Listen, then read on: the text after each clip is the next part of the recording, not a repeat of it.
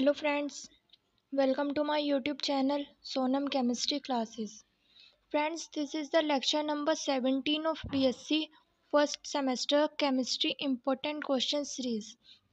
तो फ्रेंड्स, जैसा कि आप जानते हैं कि मैंने आपको यूनिट फर्स्ट के जितने भी इम्पोर्टेंट टॉपिक्स हैं, short and very short answer type questions and important MCQs पर ऑलरेडी लेक्चर्स प्रोवाइड कर दिए हैं. अब हम यूनिट सेकंड के इम्पोर्टेंट टॉपिक्स कवर कर रहे हैं और इसमें भी मैंने आपको 2 लेक्चर्स प्रोवाइड कर दिए हैं जिसमें मैंने आपको atomic orbitals and shapes of atomic orbitals के बारे में बताया था. आज के लेक्चर में हम समझेंगे कि अबव प्रिंसिपल क्या होता है. एंड तो फ्रेंड्स, ये जो अबव प्रिंसिपल है ये आपके एग्जाम में very short answer type questions में 3 नंबर में पूछा जा सकता है. Now let's understand Aufbau principle. तो फ्रेंड्स, ये जो अबव प्रिंसिपल है या फिर अबव रूल भी कहते हैं जिसे, इसमें ये जो अबव वर्ड है ये एक जर्मन वर्ड होता है जिसका मतलब होता है टू बिल्डिंग अप, यानी कि 1 बाय 1 ऊपर की तरफ बढ़ना. ये जो अबव प्रिंसिपल है ये किसने दिया था? ये दिया है डेनिश फिजिसिस्ट नील्स बोर ने इन द अर्ली 1920s. तो इसका जो बेसिक स्टडी है वो किन्होंने की है? नील्स बोर ने की है. और इसका जो वो डायग्राम में जो हम पढ़ते हैं अबव प्रिंसिपल में, वो बाकी जो स्टडी है वो बाकी साइंटिस्ट ने यहाँ पर दी है. तो ये खाली एक साइंटिस्ट ने नहीं दिया है, काफ़ी सारे साइंटिस्ट ने अबव प्रिंसिपल पर वर्क किया है, डेनिस से प्रपोज किया.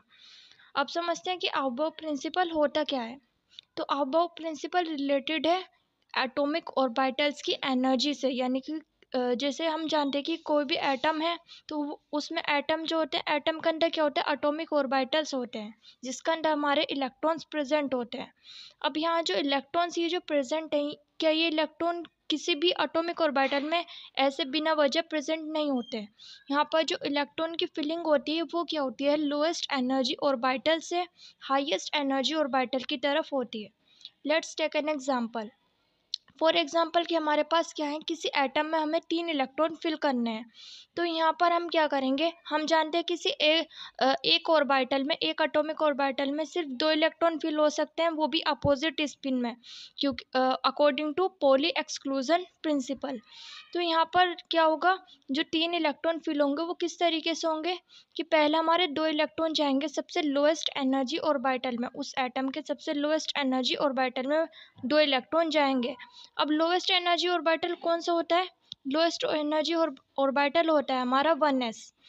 मैंने आपको बताया था लास्ट लेक्चर में कि जैसे जैसे हम क्या करते हैं, नंबर ऑफ शेल्स इंक्रीज करते हैं, प्रिंसिपल क्वांटम नंबर की वैल्यू इंक्रीज करते हैं, वैसे वैसे एनर्जी भी इंक्रीज होती है. n=1, n=2, ये मैंने आपको बताया था कि हमारा अगर पहली शेल होगी तो उसकी एनर्जी कम होगी, दूसरी शेल के लिए एनर्जी ज़्यादा होगी. तो यहाँ पर पहली जो शेल होगी उसमें पहली शेल में भी क्या होगा? सिर्फ एक ही सब शेल होगी, जो क्या होगा? हमारा एस ऑर्बिटल होगा. तो हमारा लोएस्ट एनर्जी ऑर्बिटल कौन सा होता है? 1s ऑर्बिटल होता है. तो पहले 2 इलेक्ट्रॉन क्या होंगे? उस 1s ऑर्बिटल में फिल होंगे. अब बचा हमारा 1 इलेक्ट्रॉन. अब ये वाला जो इलेक्ट्रॉन है ये किस में जाएगा? इससे हाई एनर्जी ऑर्बिटल में जाएगा. और वो हाई एनर्जी ऑर्बिटल क्या होगा? हमारा 2s ऑर्बिटल होगा, क्योंकि 1s के बाद क्या होगा? 2s ऑर्बिटल की एनर्जी हमारी ज़्यादा होती है, क्योंकि फिर क्या होगी? फर्स्ट शेल में सिर्फ एक ही सब शेल होगी, दूसरी शेल में n=2 में हमारी 2 सब शेल होंगी, एक होगा s एंड एक होगा हमारा p. और इसमें 2s और 2p में भी हमारी क्या होती है? s की एनर्जी कम होती है. ये मैं अभी आपको डायग्राम से समझाऊंगी कि s, p और d इनमें हमारी एनर्जी का डिफरेंस किस तरीके से वेरी करता है और क्यों वेरी करता है. तो फिर क्या होगा? हमारा 2 इलेक्ट्रॉन जाएंगे 1s ऑर्बिटल में और 1 इलेक्ट्रॉन जाएगा हमारा 2s ऑर्बिटल में. इस तरीके से फिलिंग होती है. तो यहाँ पर क्या हो रहा है कि लोएस्ट एनर्जी ऑर्बिटल से हाईएस्ट एनर्जी ऑर्बिटल की तरफ क्या होगी? हमारी इलेक्ट्रॉन्स की फिलिंग होगी, यानी कि सिस्टमेटिक वे होता है किसी भी एटम के अंदर और मॉलिक्यूल के अंदर भी, जो हम मॉलिक्यूलर ऑर्बिटल थ्योरी में पढ़ते हैं. जैसे कि ये अबव प्रिंसिपल होता है, वैसे मॉलिक्यूलर ऑर्बिटल थ्योरी में क्या होता है? हमारा मॉलिक्यूलर ऑर्बिटल डायग्राम बनाते हैं. ये मैं मॉलिक्यूलर ऑर्बिटल थ्योरी आपको आगे चलकर इसी यूनिट में हमें पढ़ने को मिलेगी, मैं आपको बताऊंगी आने वाले लेक्चर्स में. अब अब मैं आपको थोड़ा सा बताती हूँ कि एस पी और डी इनमें क्यों डिफरेंस होता है, इनकी एनर्जी में डिफरेंस क्यों होता है। तो फ्रेंड्स, जैसा कि मैंने आपको लास्ट लेक्चर में बताया था कि शेप्स ऑफ ऑर्बिटल्स के बारे में, यानी कि जो ऑर्बिटल की शेप किस तरीके की होती है, उसमें मैंने आपको बताया था S P D and F orbital की शेप किस तरीके की होती है। हम जानते हैं एस ऑर्बिटल की शेप क्या होती है, स्फेरिकल होती है, यानी कि बॉल लाइक स्ट्रक्चर यहाँ पर होती है। अब आप बताइए कि अगर हम क्या करें, इस बॉल लाइक स्ट्रक्चर में इलेक्ट्रॉन डेंसिटी फिल करें, बीच में क्या होगा, हमारा न्यूक्लियस होगा। अब क्या होता है कि न्यूक्लियस और यहाँ पे इलेक्ट्रॉन डेंसिटी के बीच में क्या होता है, अट्रैक्शन फोर्स अप्लाई होता है। अब यहाँ पे क्या होगा, चारों तरफ से अट्रैक्शन फोर्स यहाँ पर अप्लाई होगा, क्योंकि यहाँ पे क्या होगा, चारों तरफ से न्यूक्लियस का अराउंड इलेक्ट्रॉन डेंसिटी है एस ऑर्बिटल में। तो यहाँ पे सबसे ज़्यादा अट्रैक्शन फोर्स अप्लाई होता है, क्योंकि इलेक्ट्रॉन डेंसिटी क्या है, न्यूक्लियस के चारों तरफ एक बॉल लाइक स्ट्रक्चर में प्रेजेंट है।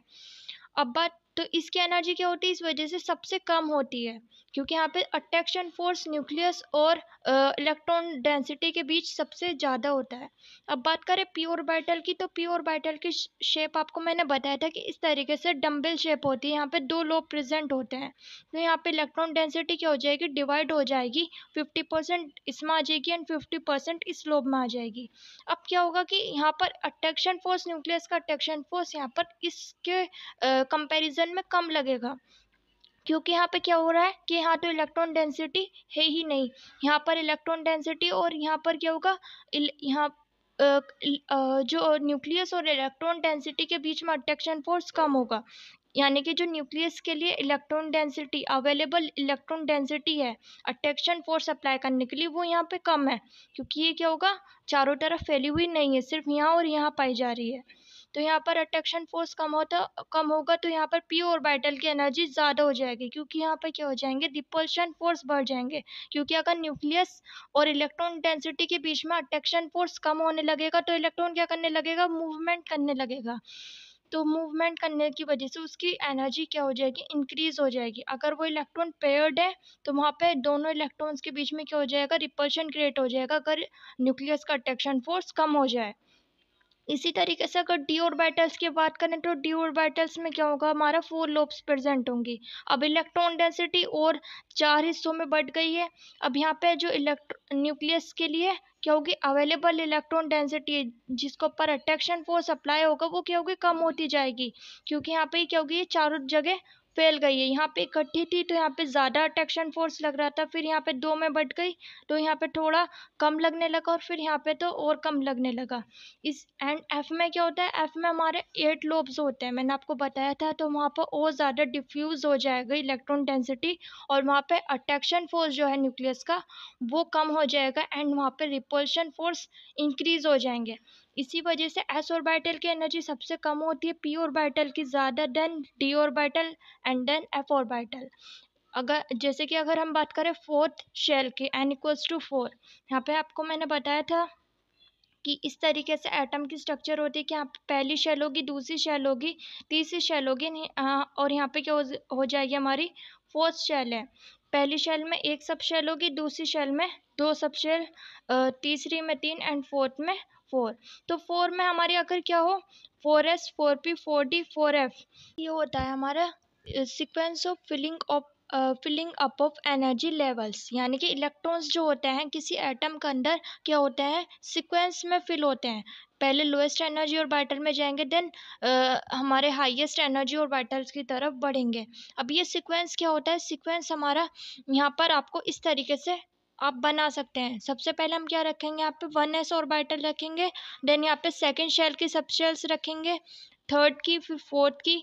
हम जानते हैं थर्ड शेल में क्या होगा, हमारा 3s 3p 3d होता है। फोर्थ शेल में हमारी 4 सब शेल होंगी, 4s 4p 4d 4f and so on. तो अब क्या करेंगे, हम यहाँ से एरो बनाएंगे, और एरो से क्या करेंगे, इस तरफ से हमने करा, और देन इस तरीके से हमने एरो को मूव करा, और फिर क्या हो गया, हमारा 2s ऑर्बिटल आ गया। फिर इसी तरीके से हम इस एरो को आगे बढ़ाएंगे, तो फिर क्या आएगा, हमारा 2p ऑर्बिटल आएगा। 2p से फिर 3s orbital and 3p 4s, and फिर यहाँ से इधर जाके 3d आएगा। तो आप यहाँ पे देख सकते हैं कि यहाँ पे क्या हो रहा है कि 3D से कम एनर्जी किसकी है, 4s ऑर्बिटल की है। यही रीज़न होगा कि हमारा जब इलेक्ट्रॉन्स की फिलिंग होती है और वहाँ पे क्या होता है कि जब इलेक्ट्रॉन्स क्या होते हैं 3p के बाद क्या होते हैं 4s में फिल होना पहले स्टार्ट होते हैं और फिर उसके बाद 3D में जाते हैं। यहाँ पे कुछ एक्सेप्शंस भी आपके यहाँ पर होंगे, मैं यहाँ पे एक्सेप्शंस की बात नहीं कर रही हूँ। नॉर्मली जो फिल होंगे वो किस में होते हैं, वैसे 3D से पहले 4s में इलेक्ट्रॉन्स की फिलिंग होती है, क्योंकि 4s की एनर्जी क्या होती है 3D से कम होती है। किसी एटम में जो हमारी इलेक्ट्रॉन की फिलिंग होती है वो इसी सीक्वेंस को फॉलो करती है, यानी कि लोएस्ट एनर्जी एटॉमिक ऑर्बिटल से हाईएस्ट एनर्जी ऑर्बिटल की तरफ इलेक्ट्रॉन की फिलिंग होती है। तो यहाँ पे हम डेफिनेशन किस तरीके से लिखेंगे, this principle states that the electron are added one by one to the various orbitals in order of their increasing energy starting with the orbital of lowest energy. यानी कि इलेक्ट्रॉन्स की फिलिंग कैसी होगी, one by one होगी और various क्या होगी, increasing order में होगी। पहले हमारे लोएस्ट एनर्जी ऑर्बिटल फुलफिल होंगे, देन उसके बाद हाईएस्ट एनर्जी ऑर्बिटल फिल होंगे। यानी कि पहले हमारा 1s ऑर्बिटल जब कम्प्लीटली फिल हो जाएगा, देन जब ही 2s ऑर्बिटल में इलेक्ट्रॉन की फिलिंग होगी।